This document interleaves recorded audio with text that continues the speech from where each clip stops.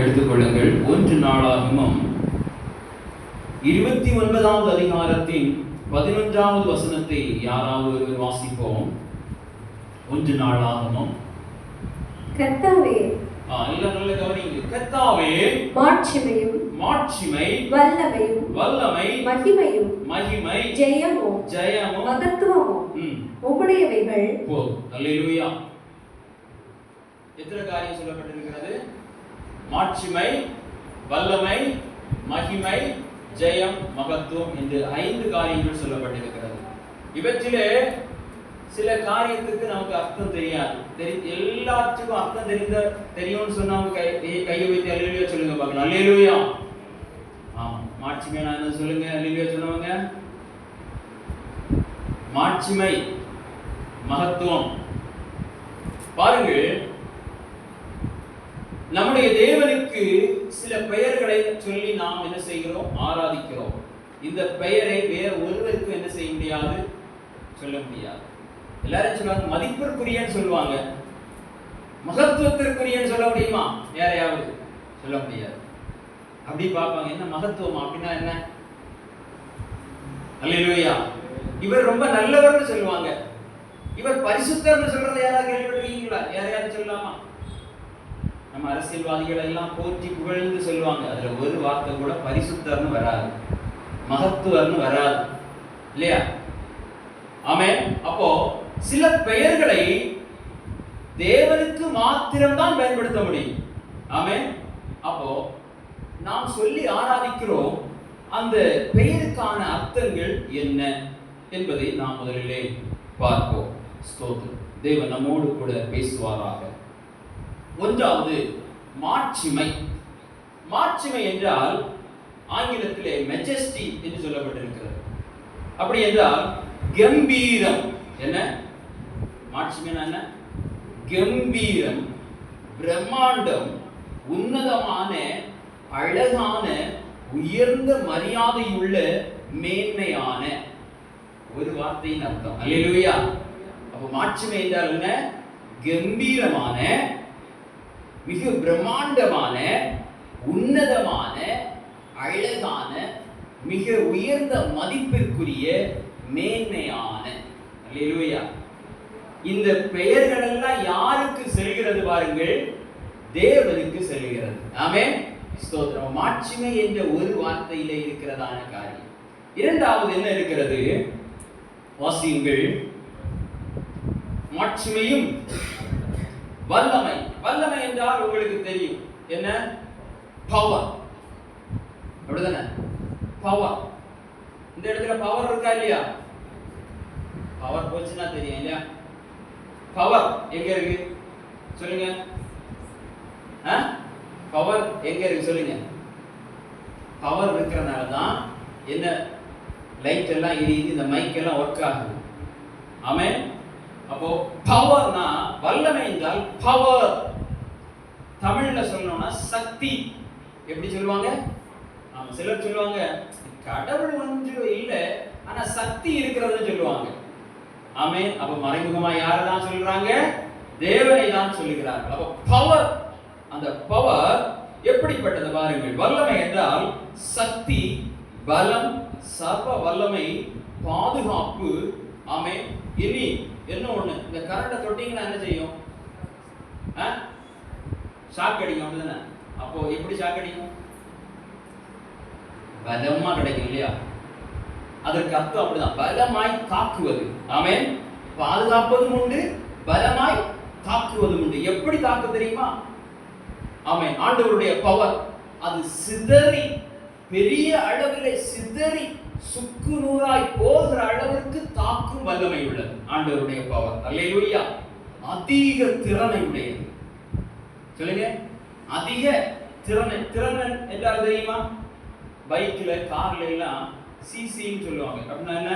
குதிரை திறன். அப்படிதானே? ஹெச்பி, ஹார்ஸ் பவர் சொல்லுவாங்க.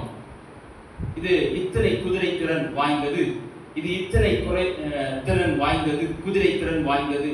அப்படியா? அப்ப ஏற்றங்கள் எல்லாம் ஏறுமா? அதுக்கு நல்ல திறன் வேண்டும். அப்படிதானே? நிறைய மோட்டார் வச்சிருக்கோம் இல்லையா? வேலை செய்கிறதற்கு எல்லாம். அதற்கு எவ்வளவு திறன், இது எவ்வளவு அழுத்தத்தை தாங்கும், அதிக திறன் என்றால் இதை விட வேறொரு திறன் இல்லை. அவ்வளவு திறனோடு பவரா இருக்கிறது. அல்லேலூயா. அது நம்மை பாதுகாக்கிறது. ஆனா பரிசுத்தம் இல்லாமல் இருக்கிறவர்களை சுக்கு நூறாய் உடைத்து போடுகிறது. ஆமென். பவர் என்றால் என்ன? வல்லமை என்றால் என்ன? ஆமென். ஸ்தோத்திரம். அப்போ இரண்டு காரியங்களை வாசித்தோம். மூன்றாவது காரியம் மகிமை. மகிமை என்றால் சொல்லுங்க, ஆங்கிலத்தில் சொல்லுங்க. மகிமைனா என்ன? glory. அல்லேலூயா. ஸ்தோத்திரம். அப்போ glory என்றால் புகழ். மகிமை என்றால் என்ன? புகழ். புகழுக்குரிய, போற்றுதற்குரிய, கௌரவத்திற்குரிய, ஆமென், ஸ்தோத்திரம், காரியத்தை தான் நாம் என்ன சொல்கிறோம்? மகிமை. மகிமையை நம்ம எப்படி பார்க்க முடியும் பாருங்கள். இந்த இடத்துல இந்த விளக்கு எரிகிறது. இந்த விளக்கிற்கு வல்லமை கொடுக்காத பட்சத்திலே இதனுடைய மகிமையை நாம் பார்க்க முடியாது. புரிகிறதா? சூரியன் இருக்கிறது. சூரியன் பிரகாசிக்கும் பொழுதுதான் அதனுடைய மகிமை தெரிகிறது. நன்றாக கவனியுங்கள். ஒரு மனிதன் இருக்கிறார், அவர் பேசாமல் எந்த செயலும் செய்யாமல் இருந்தால் அவருடைய மகிமை தெரியாது. அவர் ஏதாவது ஒன்றை சாதித்து, ஆமென், அவருடைய திறமையை பயன்படுத்தி எதையாவது ஒன்று செய்தால் அவர் இறந்த பின்பும் ஒரு காரியம் பேசப்படுமே, அதுதான் மகிமை. அல்லேலூயா. இயேசு இந்த உலகத்திற்கு வந்தார், நமக்காய் ஜீவனை கொடுத்தார், உலகோர் எல்லாருடைய பாவங்களையும் சுமந்து தீர்த்தபடியினாலே, ஆமென், அவருடைய இரட்சிப்பு இப்பொழுது மகிமையாய் இருக்கிறது. அவருடைய படைப்பு ஒரு மகிமை. வார்த்தையினாலே உலகத்தை படைத்தார். அல்லேலூயா. நல்ல கவனியுங்கள். வானத்தை பார்க்கிறோம், ஆண்டவருடைய மகிமை வெளிப்படுகிறது. பூமியை பார்க்கிறோம், ஆண்டவருடைய மகிமை வெளிப்படுகிறது. அல்லேலூயா.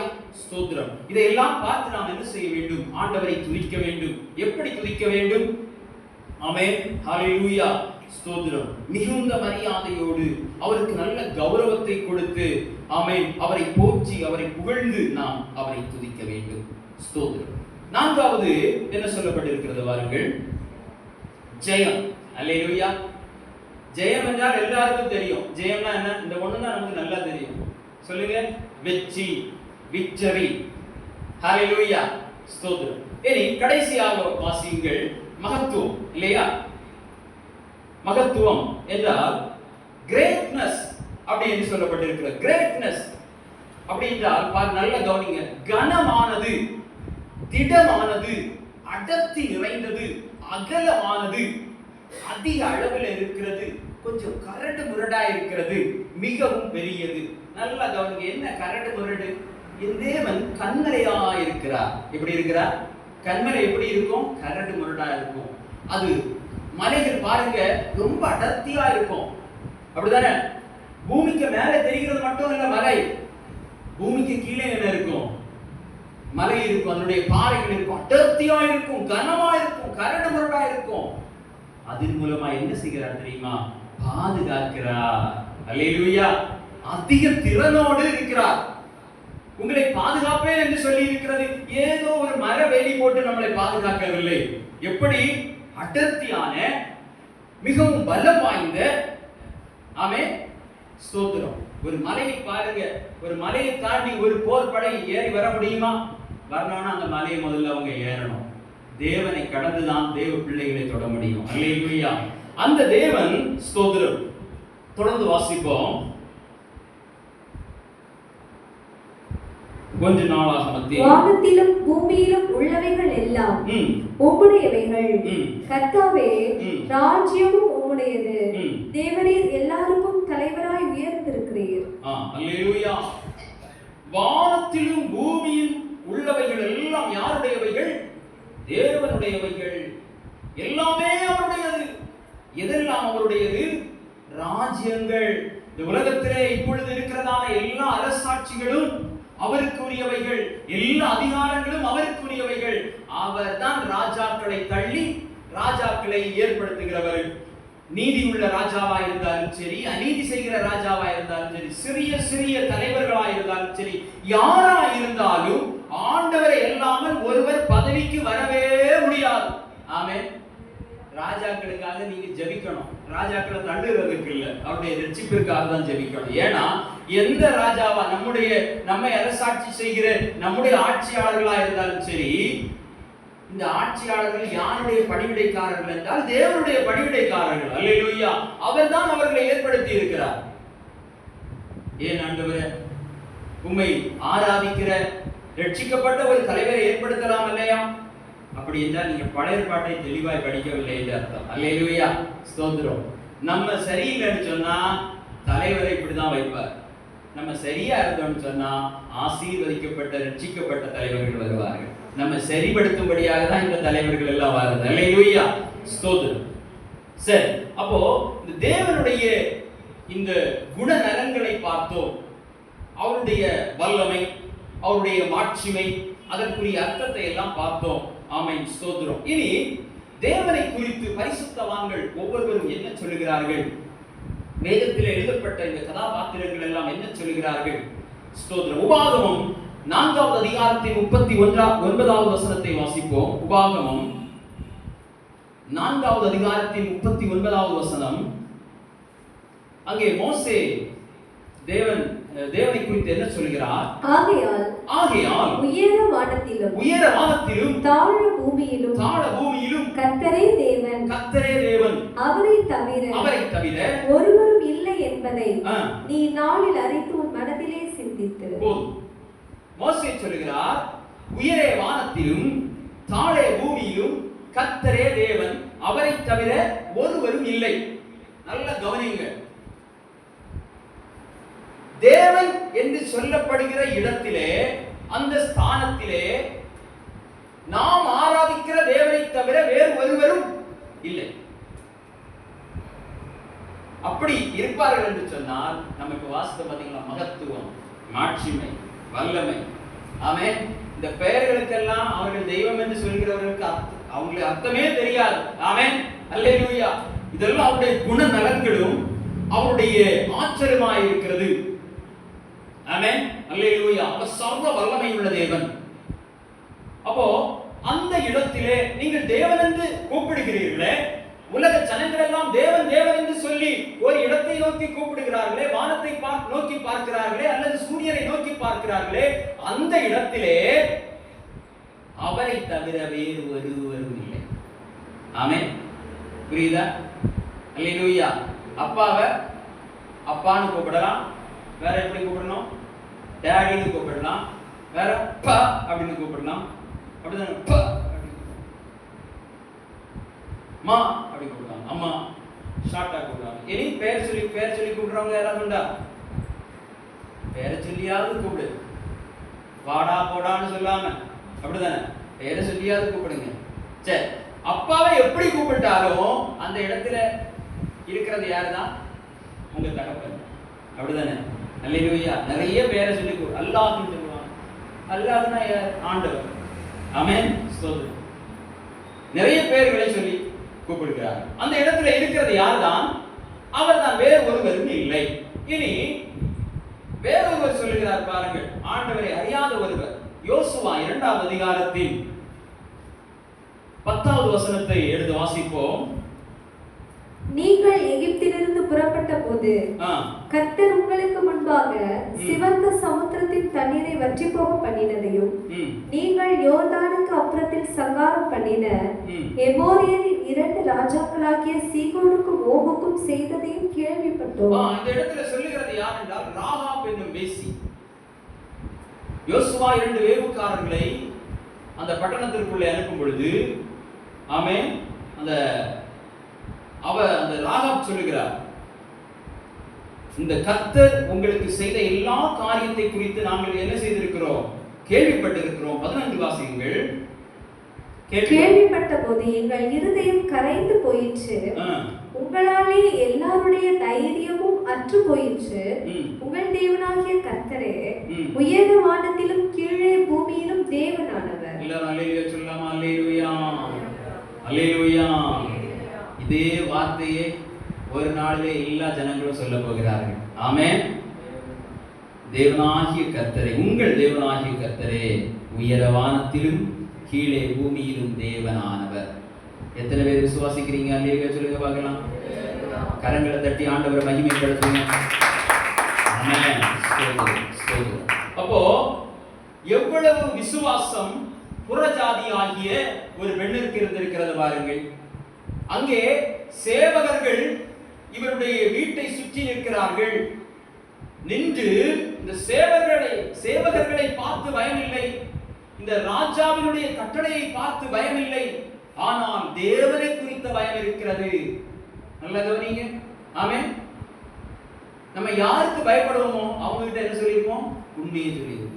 அப்படிதானே? யாருக்கு நல்லா பயப்படுறோமோ அவங்க கிட்ட என்ன சொல்லிடுவோம்? உண்மையை சொல்லிதான் ஆகணும், வேற வழி இல்லை.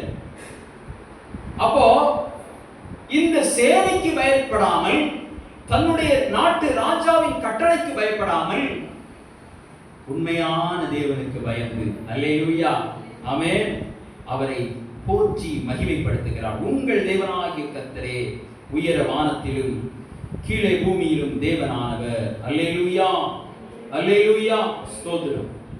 சரி, ஒரு ஆள் கூட சொன்னதை வாசிப்போம். உபாகமம் 32 அதனுடைய 39வது வசனத்தை வாசிப்போம். இவையெல்லாம் நம்முடைய விசுவாசம் பெருகும்படியாக, சிறு பிள்ளைகள், ஆமென், வாலிபருடைய விசுவாசம் பெருக வேண்டும். நம்முடைய தேவனை தவிர வேற தேவன் இல்லை என்பதை அறிந்து கொள்ள வேண்டும். அல்லேலூயா, ஸ்தோத்திரம். கடந்த நாள்ல என்ன பாடி வந்தது? தீபா ஒரு அரவு போட்டுட்டேன் இல்லையா? ஆமா, நிறைய பேர் ஒரே கொண்டாட்டம். ஆமென், அல்லேலூயா. கொண்டாடுறவங்க எல்லாரும் அல்லேலூயா சொல்லுங்க. அது என்ன, அங்க வந்து அது வடக்கு வாங்கி தான் இது பண்ணணும், அப்படிதானே? சரி, தீபாவளின்னு அர்த்தம் தெரிஞ்சவங்க கை தூங்க பார்க்கலாம்.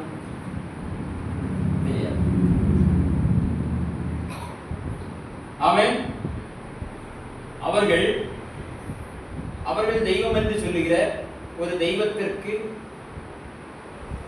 எதிரடையாயிருக்கிற ஒரு சாத்தானை, அவரும் இன்னொரு தேவனுடைய மகனா, அவருடைய கதையிலே எப்படி இன்னொரு தேவனுடைய மகனா, அந்த மகனுக்கு வந்து அவர் என்ன செய்திருக்கிறார் என்றால் அழியா வரத்தை கொடுத்திருக்கிறார். என்ன வரம்? அழியா வரத்தை கொடுத்தார். ஆனால் அவர் அநீதியான காரியத்தை செய்தபடினாலே யாராலும் அவரை என்ன செய்ய முடியவில்லை? அழிக்க முடியவில்லை. அவரை அவருடைய கடவுளே வந்து அழித்தபடியினாலே அந்த நாளை என்ன சொல்கிறார்கள்? இனி மத்தாப்பெல்லாம் கொடுத்துவீங்களா? ஆமென், ஸ்தோத்திரம். அப்ப நீங்களும் அழிக்கதான் செய்றீங்க இல்லையா? அல்லேலூயா, தேவநாம மகிமைப்படுவதா. சரி, இது செய்த ஆண்டவர் நம்ம நரகத்துக்கு ஒன்று தள்ள மாட்டார். ஆனால் ஆண்டவரை அறிகிற அறிவு நமக்கு இருக்கணுமா வேண்டாமா?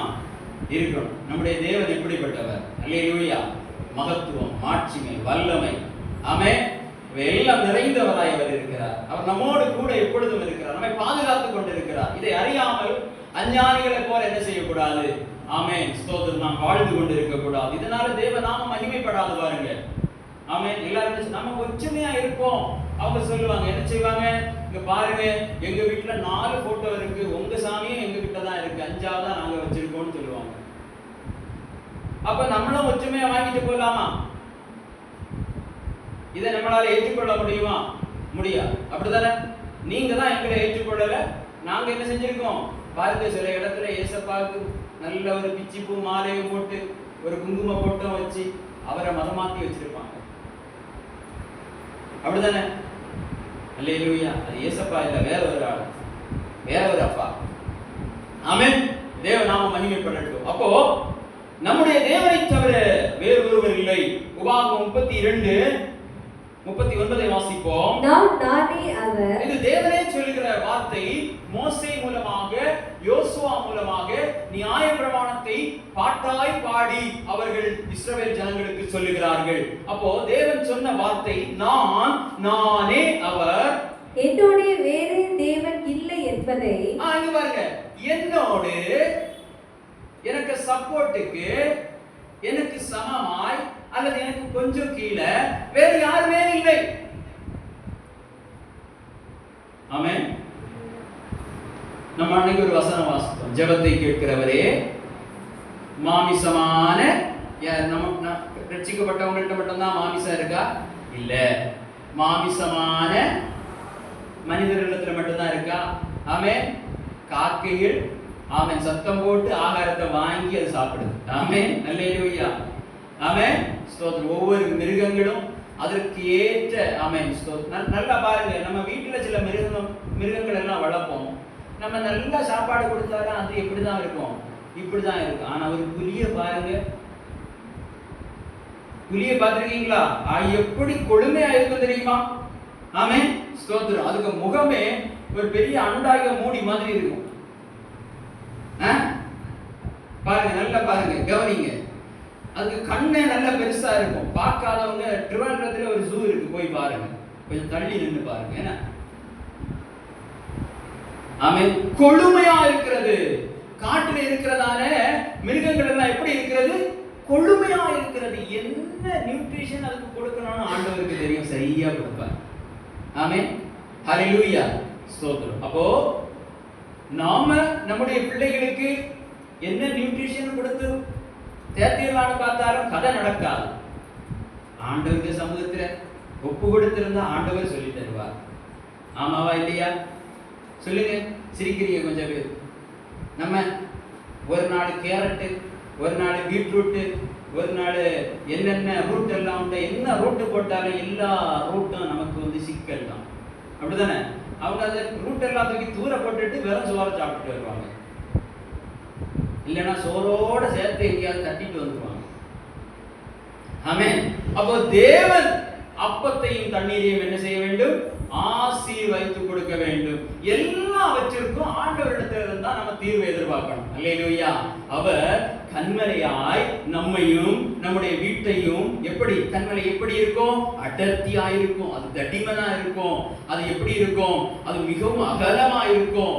கிட்ட யாருமே வர முடியாது. அப்படிப்பட்ட ஒரு பாதுகாப்பு. இந்த பாதுகாப்பு வேண்டாம்னு சொல்லிட்டு மந்தையை விட்டு வெளியே போனா, ஆமென், அங்க ஓநாய்கள் உண்டு, அங்க கரடிகள் உண்டு. ஆமென் ஸ்தோத்திரம். இவையெல்லாம் என்ன செய்து விடும்? பட்சித்து விடும். அப்ப ஆண்டவருடைய அரணான கோட்டைக்குள்ள அவர் ஏற்ற காலத்திலே நம்மை உயர்த்தும் வரைக்கும் அவருடைய பலத்தை கரத்துக்குள் அடங்கி இருப்போம். சரி, அப்போ இங்கே தேவன் என்ன சொல்லுகிறார்? என்னோடு கூட இங்க வேற யாரும் கிடையாது. ஆமென், நல்ல கவனிங்க. என்னோடு கூட இங்க வேற யாரும் கிடையாது, நான் மட்டும்தான். ஆமென் ஸ்தோத்திரம். இப்பொழுது பாருங்கள், நான் கொல்லுகிறேன், நான் உயிர்ப்பிக்கிறேன். அப்போ நம்ம எதுல வாசித்தோம் பாருங்க? மகத்துவத்துல வாசித்தோம். நான் கொல்லுகிறேன், அதிக திறனோடு அதிக சக்தியோடு உடைத்து சிதைத்து சின்னாபின்னமாக மாற்றுகிற வல்லமை யாரிடத்தில் இருக்கிறது? தேவனிடத்தில் இருக்கிறது. நான் உயிர்ப்பிக்கிறேன். ஆமென். ஜீவனை கொடுக்கும் ஆற்றலும் சக்தியும் யாரிடத்தில் இருக்கிறது? ஆண்டவரிடத்தில். அதான் மகத்துவம். ஆமென் அல்லேலூயா. நான் கொல்லுகிறேன், நான் உயிர்ப்பிக்கிறேன், நான் காயப்படுத்துகிறேன், நான் சொஸ்தப்படுத்துகிறேன். என் கைக்கு தப்புவிப்பா? இல்லை. சாத்தானிட்ட போனா ஒண்ணும் நடக்காது. நிறைய பேர் சாத்தானிட்ட போறாங்க. அன்னைக்கு நம்ம சொன்ன இல்ல, தெய்வத்தால் ஆகாது. சொல்லுங்க பார்க்கிறேன், இந்த தெய்வத்தால் ஆகாத ஒன்று உண்டா? பவர் எப்படி இருக்கு தெரியுமா? ஆமென் ஸ்தோத்திரம். சின்ன பின்னமாயிருவாங்க, யார் முன்னால் நின்னாலும் அவரிடத்துல எதிர்க்க யாரால முடியாது. ஆனால் அன்பினால அவருடைய பலத்தை கைக்குள்ள அடங்கி இருக்க முடியும். அல்லேலூயா. ஆமென் ஸ்தோத்திரம். அப்போ தேவனோடு எதிர்த்து நிற்க திராணி உள்ளவர்கள் யார்? அவரோடு போராட ஆமென் ஸ்தோத்திரம் சக்தி படைத்தவர்கள் யார்? ஒருவேளை சாத்தானே என்று சொல்வீர்கள் என்று சொன்னால், சாத்தானே தேவனாலே கீழே விழ தள்ளப்பட்டவன். ஒரு காரியத்தை வாசித்தோம், 5:1 ஜெயம். ஜெயம் என்பது ஆண்டவருடைய கரத்திலே தான் இருக்கிறது. அல்லேலூயா. ஏன்னா அதிக திறன் கொண்ட, ஆமென், தேவைக்கு அதிகமான திறன், ஈக்குவலா வேற எதுவுமே கிடையாது. அப்படிதானே? அல்லேலூயா ஹல்லேலூயா ஸ்தோத்திரம். உசைன் போல்ட் தெரியுமா? யாருன்னு உசைன் போல்ட்னா தெரியுமா? தெரியாது. டிவி எல்லாம் பாப்பீங்க இல்லையா? போன் எல்லாம் பாக்குறீங்க. உசைன் போல்ட் தெரியாதா? அவர்தான் உலகத்திலே மின்னல் வேகத்திலே ஓடக்கூடியவர். 100 மீட்டரை 9 செகண்ட்ல என்ன செஞ்சிருவார்? அடைந்து விடுவார். அவரை மிஞ்சுவதற்கு வேற ஒருவராலும் இதுவரையில் என்ன செய்ய முடியவில்லை. அவர்தான் கோல்டு மெடல். பாருங்க, கோல்டு மெடலிஸ்ட் அவர். அப்ப அவர் மனிதர்களிலே திறன் கொண்டவராயிருக்கிறார். அவருக்கு முன்பதாக நம்ம எல்லாம் ஓட முடியுமா? 100 மீட்டர் எவ்வளவு தூரம் சொல்லுங்க? இங்க இருந்து இந்த அதுல இருக்கு இல்லையா, ஒரு சிலுவை அடி, அது வரைக்கும் இருக்கலாம்னு நினைக்கிறேன். ஆமென், ஸ்தோத்திரம். என்ன பாக்குறீங்க எல்லாரும்? ஆமென், ஸ்தோத்திரம். இவ்வளவு தூரத்தையும் ஒரு 9 செகண்ட்ல என்ன செஞ்சிருவாரா? கடந்து விடுவார். கொஞ்சம் கூட இருக்கும்னு நினைக்கிறேன் தூரம். அல்லேலூயா. அப்ப அவர் அதிக திறன் கொண்டவர், யாராலும் அவருக்கு முன்பாக நிற்க முடியாது. அதே போல தேவைக்கு அதிகமாய் மிகுந்த மிகுந்த மிகுந்த பலன் வாய்ந்தவராய் ஒருவர் இருக்கிறார். அல்லேலூயா. இனி ஒருவர் சொல்லி இருக்கிறார். ரூத் 1:16 வாசிப்போம். ரூத்தின் புத்தகத்தின் 1வது அதிகாரத்தின் 16வது வசனத்தை ஒருவர் வாசிப்போம். அதற்கு ரூத், நான் உம்மை பின்பற்றாமல் உம்மை விட்டு திரும்பி போவதை குறித்து என்னோட பேச வேண்டாம். நீர் போகும் இடத்திற்கு நானும் வருவேன், நீர் தங்கும் இடத்திலே நானும் தங்குவேன். நல்லா கவனிங்க. மாமியாரை விட்டு போக மாட்டேன்னு சொல்றாங்க. ஏன் தெரியுமா? இவர்கள் நகோமியின் தேவன் யார் சொல்லுங்க? எல்லாம் கவனமா இருங்க. நகோமியின் தேவன் யார்? நகோமி தானே? சரியா தானே சொல்றேன்? நகோமி யார்? ரூத்துக்கு மாமியார். அவர்கள் தேவனை ஆராதிப்பதை, அவர்கள் தேவனை துதிப்பதை பார்த்து வளர்ந்த இந்த ரூத், ஆமென், அவர்களை விட்டு போக விரும்பவில்லை. ஆமென். நல்ல பாருங்க. இன்னைக்கெல்லாம் அப்படி இல்ல. எப்படா மாமியாரை விட்டு போயிடலாம் இருப்பாங்க. இங்க தன்னுடைய கணவரே அங்கே இல்லை, ஆனால் மாமியாரை விட்டு போகவில்லை. காரணம் என்ன தெரியுமா? இவர்களுடைய தேவன் அப்படிப்பட்டவர்.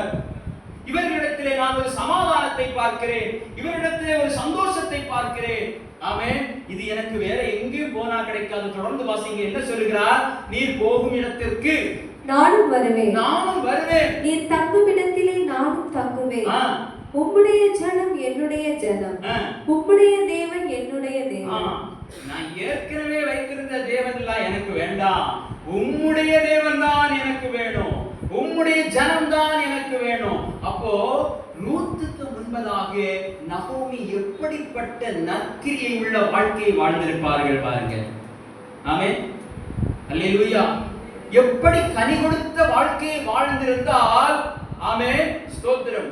இன்றைக்கு வெறுப்பிலே வாழ்ந்து கொண்டிருக்கிறார்கள், கசப்பிலே வாழ்ந்து கொண்டிருக்கிறார்கள், வைராக்கியத்தில் வாழ்ந்து கொண்டிருக்கிறார்கள். அப்படி அல்ல.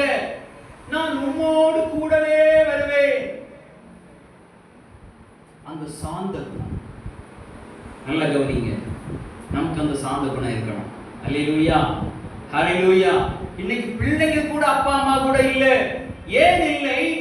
தேவனோடு சார்ந்திருக்காத நிலை, கனி கொடுக்காத நிலை, நற்கிரியை இல்லாத நிலை, தேவனை அறியாத நிலை. அதனால்தான் தாய் தகப்பன பிள்ளைகள் எல்லாம் வெறுக்கிறாங்க. நீங்க என்ன கொடுத்தாலும் அவங்க வெறுப்பாங்க, தேவனை கொடுத்தா வெறுக்கவே மாட்டாங்க. அதுக்கு சாட்சி யாரு? ரூத். தன்னுடைய பிள்ளை அல்ல, மருமகள். நீர் போகும் இடத்திற்கு நான் வருவேன், நீ சாப்பிடுவதை நான் சாப்பிடுவேன், இதை தவிர மேலான ஒரு வாழ்வு எனக்கு இல்லை. நீர் வணங்குகிற தேவன், உம்முடைய ஜனம் எனக்கு போதும். அல்லேலூயா, ஸ்தோத்திரம். ஆமென். அப்போ முதலாவது மோசே சொன்னார். அதுக்கப்புறம் மோசேயும் நூனின் குமாரனாகிய யோசுவாவும் தேவன் கொடுத்த வார்த்தைகளை அவர்களுக்கு முன்பாக பாட்டாய் பாடினார்கள். இப்போது ரூத் சொல்லுகிறார். இனி ஒரு ஆளு கூட வாசித்து நம்ம முடித்திடலாம். யாராவது வசதியா இருக்கிறீங்களா? ஆமென், ஸ்தோத்திரம். நம்முடைய தேவனை குறித்து நாம் தியானித்து வருகிறோம். அவர் எப்படிப்பட்டவர்? 2 ராஜாக்கள் 5வது அதிகாரத்தின் 1வது வசனத்தை யாராவது ஒருவர் வாசிப்போம். 2 ராஜாக்கள் 5வது அதிகாரம் சீரிய ராஜாவின் படைத்தலைவனாகிய நாகமான் என்பவன். இங்க ஒரு சம்பவம் இருக்கிறது. ஆமென். எல்லாரும் பேஜ் நம்பர் சொல்லிருங்க. 471 பழைய ஏற்பாடு. பழைய ஏற்பாடா? சரி, 471. ஓகே, சரி வாசிங்க. சீரிய ராஜாவின் படைத்தலைவனாகிய நாகமான் என்பவன் தன் ஆண்டவனிடத்தில் பெரிய மனுஷனும் எண்ணிக்கை உள்ளவனுமாய் இருந்தான். அவனை கொண்டு கர்த்தர் சீரியாவுக்கு ரட்சிப்பை கட்டளையிட்டார். மகா பராக்கிரமசாலியாகிய அவனோ குஷ்டரோகியாய் இருந்தான்.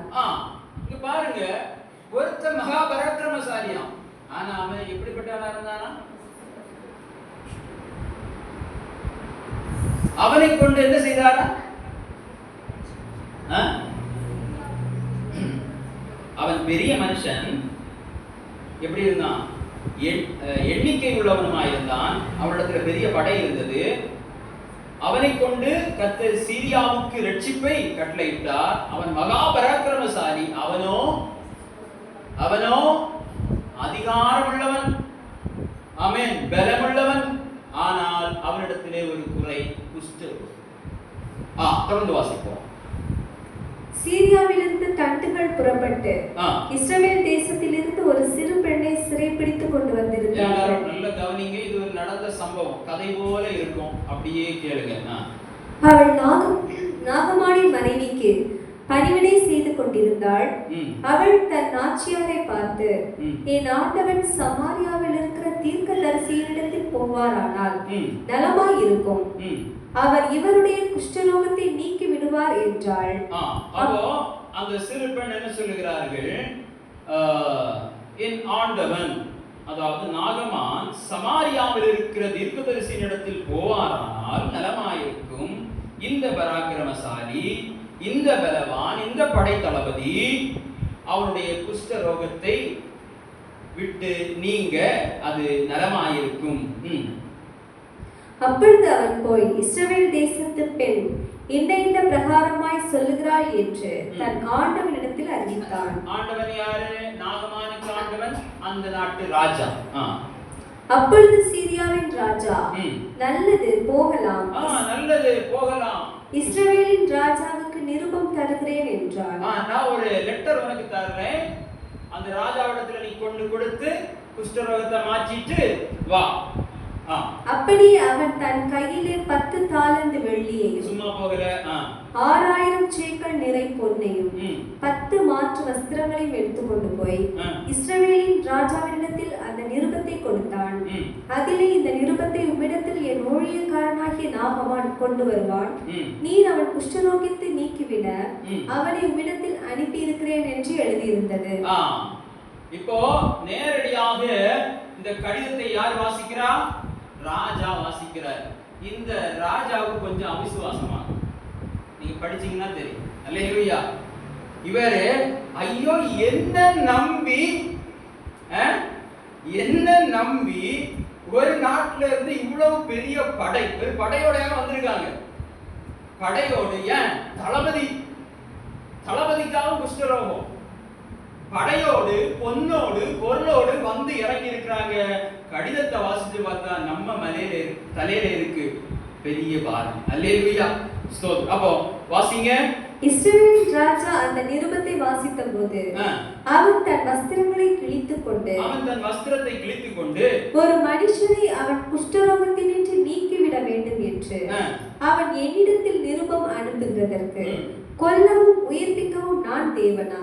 இவன் என்னை விரோதிக்க சமயம் தேடுகிறான் என்பதை சிந்தித்து பாருங்கள் என்றான். என்ன ஒண்ணும் இல்லாம ஆக்குறதுக்கு இவன் சமயம் பார்த்துட்டு நடக்கிறான். இந்த ஒரு பெரிய படையோடு வந்து என்ன காரியத்தை பண்ணி இருக்கிறான் பாருங்க. நான் என்ன தேவனா?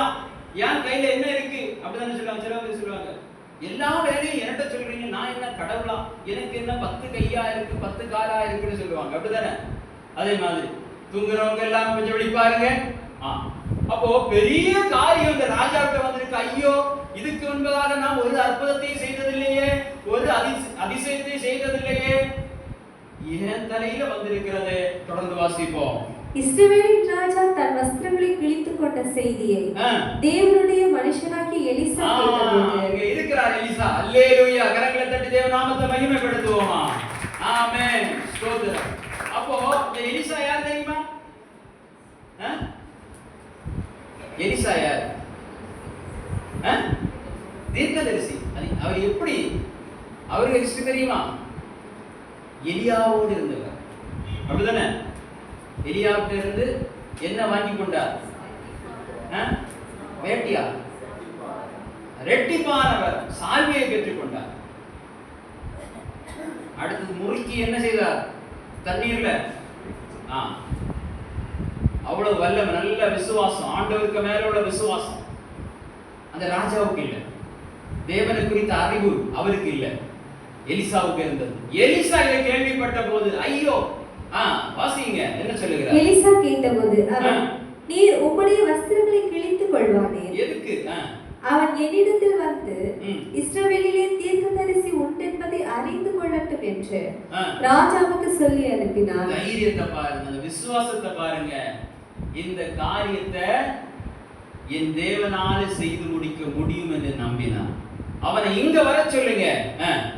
அப்படியே நாகமான் தன் குதிரைகளோடும் தன் ரதத்தோடும் வந்து எலிசாவின் வாசற்படியிலே நின்றார். எப்படி வந்தியா? நடந்து வரல, குதிரையோடும் ரதத்தோடும். நமக்கு இங்க இல்ல, நமக்கு ட்ரீட்மெண்ட் அரண்மனையில இல்ல, எலிசாவை தேடி போய் அங்கே படை இறங்குகிறார். அப்பொழுது எலிசா அவனிடத்தில் ஆள் அனுப்பி, நீ போய் யோர்தானில் 7 தரம் ஸ்நானம் பண்ணு, அப்பொழுது உன் மாம்சம் மாறி நீ சுத்தமாவாய் என்று சொன்னான். இவர் பெரிய ஆளு, இவர் வீட்டை விட்டு வெளியே வர மாட்டார். யாரு? எலிசா பயங்கரமான ஆளா. அவருக்கு கொஞ்சம் சிஷியர்கள், நீ அங்க போய் அவன்கிட்ட சொல்லு. அப்போ என்ன செய்யல? பார்க்கல. நீ போய் ஆள் அனுப்பி, அவன் வீட்டு வாசல்ல வந்து இருக்கிறான். ஆள் அனுப்பி அவனிடத்தில் ஆள் அனுப்பி, நீ போய் யோர்தானில் 7 தரம் ஸ்நானம் பண்ணு, அப்பொழுது உன் மாம்சம் மாறி நீ சுத்தமாவாய் என்று சொன்னான். அப்ப இதுதான் அவருக்கு கொடுத்த ட்ரீட்மெண்ட். நீ என்ன செய்யணும்? யோர்தான்ல போய் 7 தரம் முங்கணும். அதற்கு நாகமான் கடும் கோபம் கொண்டு புறப்பட்டு போய் அவன் வெளியே வந்து நின்று தன் தேவனாகிய கர்த்தருடைய நாமத்தை தொழுது தன் கையினால் அந்த இடத்தை தடவி இவ்விதமாய் குஷ்டரோகத்தை நீக்கி விடுவான் என்று எனக்குள் நினைத்திருந்தேன். பாருங்க, அவருக்கு ஒரு நினைப்பு இருந்திருக்கு. எப்படின்னா, இந்த பூஜையெல்லாம் செய்வாங்க இல்லையா, அப்படி தொழுது அவர் கையினாலே தொடும்போதே அங்க என்ன ஆயிரும்? சுகமாயிரும் அப்படின்னு அவருக்கு மனசுல ஒரு எண்ணம் இருக்கு. நமக்கு இருக்கு இல்லையா? நம்ம கேட்ட உடனே அது அப்படி கிடைச்சிரும் அப்படின்னு நினைக்கிறோம் இல்லையா? இல்ல, வசனம் என்ன சொல்லுது? நமக்கு ஒரு முறைமையை தந்திருக்கிறது, அதற்கு கீழ்ப்படிய மாட்டோம். நமக்கு உடனே கோபம் வந்துடும். என்ன வந்துடும்? ஆமா, பயங்கர கோபம் வந்துடும். அவருக்கு அப்படித்தானே செய்தார். அவங்களுக்கு உடனே கிடைத்தத நான் ஏன் இவ்வளவு கஷ்டப்படுகிறேன், இப்படி செய்வார் என்றெல்லமா நினைத்தேன். அப்போ தன் கையினால் அந்த இடத்தை தடவி, அவனுக்கு குஷ்டரோகத்தை தடவி அவன் சுத்தமா. இவர் என்ன செய்தாரு? முகத்திலே வந்து பார்க்கிறார். அதான் கோபம். வீட்டுக்குள்ளே இருக்கிறார். இவரோ தூர தேசத்திலிருந்து படையெடுத்து வந்து வீட்டு வாசல்ல ரதங்களோடு நிற்கிறார். இவர் இங்க இருந்து ஆள் அனுப்புகிறார். இவர் பெரிய ஆளானு கிடையாது. இவர் யாரு? ஆண்டவருக்கு பயந்தவர். அல்லேலூயா. பெரிய தீர்க்கதரிசி, அவ்வளவுதான். ஆமென், ஸ்தோத்திரம். அப்போ அடுத்து என்ன நடந்தது? நான் ஸ்நானம் பண்ணி சுத்தமாகுவதற்கு இஸ்ரவேலின் தண்ணீர்கள் எல்லாவற்றை பார்க்கிலும் தமஸ்குவின் நதிகளாகிய ஆப்னாவும் பர்பாரும் நல்லதல்லவோ என்று சொல்லி உக்கிரத்தோட திருப்பி போனான். தண்ணினாலதான் சொன்னான்னு சொன்னா, ஆமென். என்னுடைய நாட்டிலே இல்லையா சுத்தமான தண்ணீர்? இல்லையா? அல்லேலூயா. சுத்தமான தண்ணீர் என்னுடைய நாட்டில் இல்லையா? எவ்வளவு டேஸ்டான தண்ணீர் இருக்கிறது தெரியுமா? அப்போ அவன் ஊழியக்காரன் சமீபத்தில் வந்து அவனை நோக்கி, தகப்பனே, அந்த தீர்க்கதரிசி ஒரு பெரிய காரியத்தை செய்ய உமக்கு சொல்லி இருந்தால் அதை நீர் செய்வீர் அல்லவா? ஸ்நானம் பண்ணும், அப்பொழுது சுத்தமாவீர் என்று அவர் உம்மோடே சொல்லும் போது அதை செய்ய வேண்டியது எத்தனை அதிகம் என்று சொன்னார்கள். அப்பொழுது அவன் இறங்கி தேவனுடைய மனுஷன் வார்த்தையின்படியே யோர்தானில் 7 தரம் முழுகின போது அவன் மாம்சம் ஒரு சிறு பிள்ளையின் மாம்சத்தை போல் மாறி அவன் சுத்தமானான். எல்லாரும் கரங்களை தட்டி ஆண்டவர் மகிமைப்படுத்துவோமா? அவருடைய வார்த்தையை கேட்கும் போது மாத்திரம்தான் விடுதலை. அவருடைய வார்த்தையை கேட்கும் போது மாத்திரம்தான் அற்புதம். ஆமென். நம்ம அங்க புதிய காரியத்தை ஒன்றும் செய்ய போகக்கூடாது. இதை விட அது அப்படி சொல்லக்கூடாது. என்ன சொல்லுகிறாரோ அதன்படிதான் செய்ய வேண்டும். அந்த வேளையில தான் செய்ய வேண்டும். அவருடைய வேலைக்காய் காத்திருக்க வேண்டும். அவருடைய வசனத்தை மாத்திரம் கேட்க வேண்டும். அதற்கு அப்பொழுது அவன் தன் கூட்டத்தோடு எல்லாம் தேவனுடைய மனுஷனிடத்திற்கு திரும்பி வந்தான். ஏனிதான் இந்த நாகமான் தேவனை குறித்து சொல்லுகிற காரியம் எல்லாரும் கவனிங்க. அவனுக்கு முன்பாக நின்று, இதோ இஸ்ரவேலில் இருக்கிற தேவனை தவிர பூமி எங்கும் வேறே தேவன் இல்லை என்பதை அறிந்தேன். இப்போது உமது அடியின் கையில் ஒரு காணிக்கை வாங்கிக் கொள்ள வேண்டும் என்றான். பாருங்கள், நாகமான் சொல்லுகிறார், ஐயா, உங்கள் தேவனை போல பூமியிலே வேறொரு தேவன் இல்லை. அப்படித்தானே வருகிறது. தேவனை தவிர, போல அல்ல, தேவனை தவிர வேறு ஒரு தேவன் இல்லை. இந்த இடத்துல இருக்கிற சிறிய பிள்ளைகள், பெரியவர்கள் எல்லாரும் அறிந்து கொள்ள வேண்டிய காரியம், தேவன் என்றால் அவர் கர்த்தராகிய இயேசு கிறிஸ்து மாத்திரமே. அல்லேலூயா. அது பரிசுத்தவான்கள் சொல்லி இருக்கிறார்கள். அவர்கள் மாத்திரமல்ல, புறஜாதிகள் சொல்லி இருக்கிறார்கள். நாகமான் படை தளபதி சொல்லி இருக்கிறார். ஆமென்.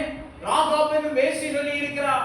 வேறு ஆமென் ஸ்தோத்திரம் மதத்தை சார்ந்தவர்கள், புறஜாதியார்கள், இவர்கள் எல்லாம் சொல்லுகிறார்கள், உங்கள் தேவனை தவிர வேறு ஒருவர் இல்லை.